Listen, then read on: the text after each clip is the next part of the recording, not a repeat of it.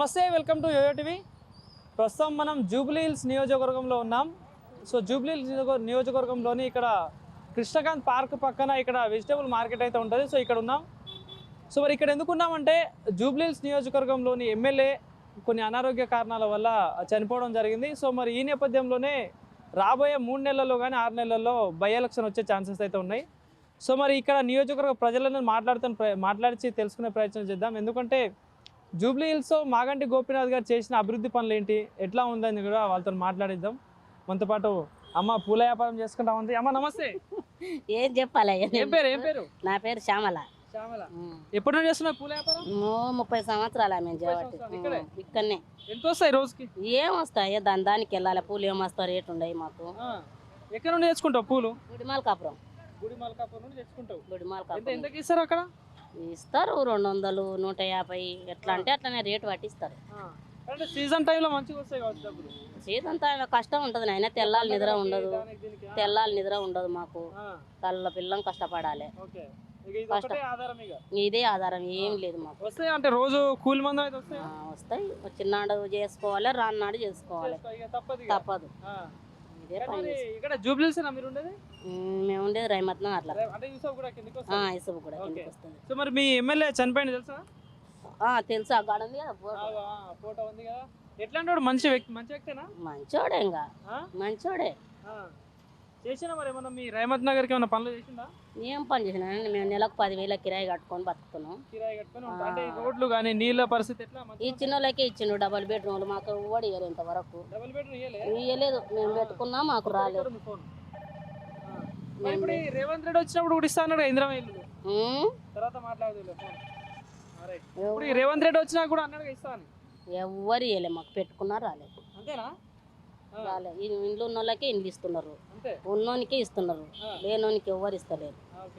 మరి ఇప్పుడు ఇంతకుముందు కేసీఆర్ 10 సంవత్సరాలు పాలన చేసిండు, ఇప్పుడు రేవంత్ రెడ్డి కూడా చేస్తున్నాడు. ఏది మంచిగా అనిపించింది? మాకు ఎవరు ఏం పెడతలేరు. ఆయన వచ్చినా ఏం పెట్టాలి, ఈయన వచ్చినా ఏం పెట్టాలి, ఎవరు ఏం పెట్టాలి. కానీ మరి ఇప్పుడు రేవంత్ రెడ్డి వచ్చినాక మహిళల్ని కోటీశ్వరులు చేస్తా అంటాను. చేసిండు. కోటీశ్వరం చేస్తే ఈడెందుకు బతాం మేము? ఈడెందుకుంటాం? కోటీశ్వరం అంటే అన్నం ఉన్నాం. ఇదే కష్టం మాకు. 6 గ్యారెంటీల నుండి పథకాలు పెట్టినట్టుగా ఏడా ఉండే పథకాలు లేవు, యావి లేవు, మాకు యావి లేవు. 2500 సంగతి ఏంది? 2500 రాలే, 20 రూపాయలు ఇవ్వలే ఇంతవరకు మాకు. పెన్షన్ వస్తుందా నీకు? పింఛన్ రాదు. ఎందుకు అంటే ఏజ్ రాలేదా?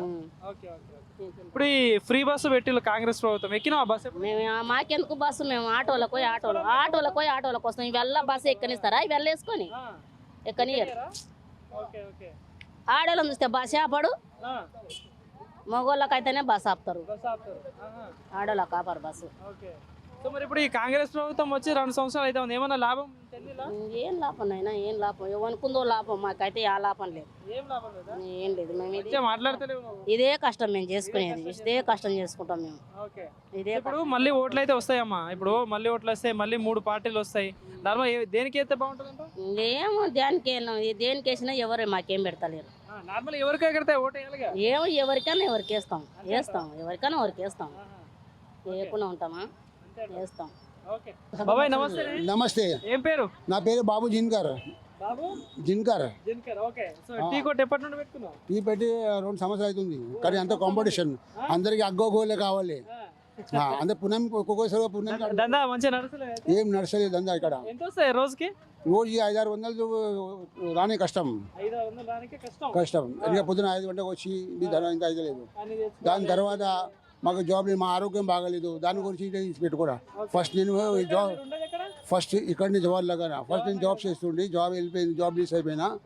నాకు ఆరోగ్యం బాగాలేదు కూడా, నాకు పెయిన్ అయింది మెడల డ్రైవింగ్. ఎంతమంది పిల్లలు? 4. ఇద్దరు బాబులు ఉన్నారు, నేను మా ఇద్దరు హస్బెండ్ వైఫ్. 4 చదివించి వాళ్ళకి 3 లక్షలు 4 రూపాయలు పెట్టినా. డిగ్రీ చదివించిన ఒకరికి, ఇంకొకరిని చదువుతుండో.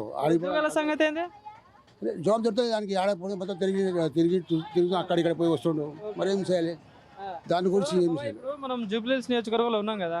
సో మీ నియోజకవర్గం, మీ ఎమ్మెల్యే మొన్న చనిపోవడం జరిగింది కదా. సో మళ్ళీ బై ఎలక్షన్ వచ్చే ఛాన్సెస్ అయితే ఉన్నాయి.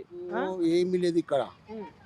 నా ఆధార్ కార్డు ఇప్పుడు ఇక్కడిది లేదు. నేను ఫస్ట్ బొంబాయి నుంచి 2 సంవత్సరాలు ఇక్కడ వచ్చిన.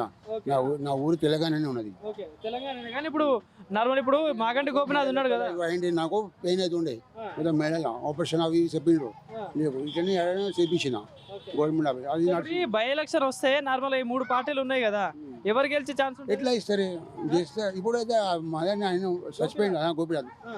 వాళ్ళకి ఇస్తారు కదా. మా దాని అంతా బస్సులో మేము వాళ్ళే ఉన్నాం. ఆయనకి ఇస్తే బాగుంటుంది వాళ్ళకి ఇస్తారు ఇంకేం వరకు ఇస్తారు అంతేనా ఇంకే కానీ ఇప్పుడు కాంగ్రెస్ పార్టీ కూడా ఉందిగా చూస్తాం. ఎవరు గెలిస్తే చూస్తారు. ఎవరు గెలిస్తే మనకి ఏం ఇస్తుండ్రా. మనం 5 గంటలకు పొద్దున వస్తున్నాం, సాయంత్రం 10 గంటలకు వెళ్తున్నాం. ఎవరు అది మా జాబ్ మాకే ఉన్నది.